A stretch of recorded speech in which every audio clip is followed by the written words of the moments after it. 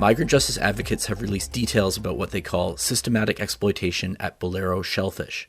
That's the seafood processing company on the Acadian Peninsula that Ottawa recently hit with a record $1 million fine and a 10-year ban from hiring temporary foreign workers.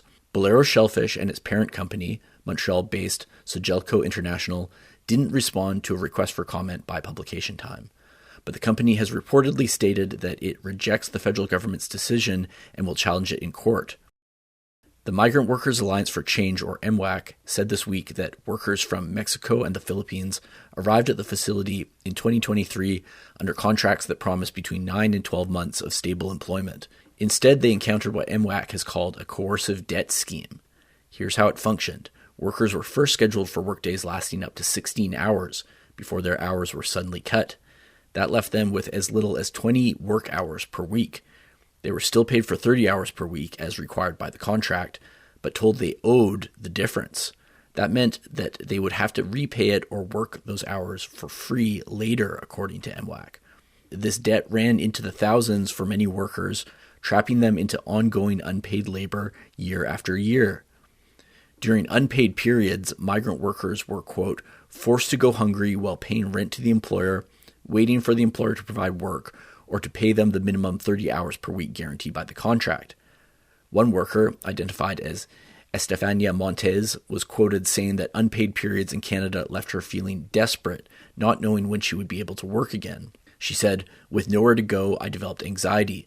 My family in Mexico was worried because they knew I couldn't even cover basic expenses. We came here to earn money, not to end up in debt to the company." MWAC also said the company ignored medical emergencies. One worker developed a, quote, severe allergic reaction from handling lobster and was hospitalized twice. His doctor ordered time off, but company supervisors allegedly forced him to keep working and swore at the driver who took him to the hospital. He was eventually sent back to Mexico, where he was rushed to emergency and was hospitalized for several days, MWAC said. Several workers were also allegedly fired and deported to Mexico for trying to get organized, according to the statement.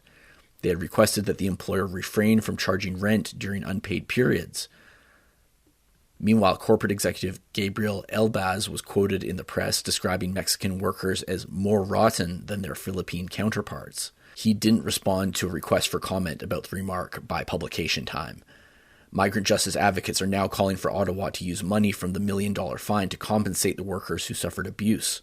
A spokesperson for the office of Patty Hadju, Minister of Jobs and Families, provided a statement saying that all government fines go back to consolidated revenue.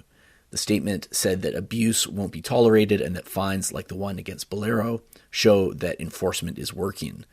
But migrant justice groups have long maintained that the temporary foreign worker program is inherently exploitative, creating a disposable underclass of low-wage workers. They have called for Ottawa to provide open work permits and permanent resident status to all migrants.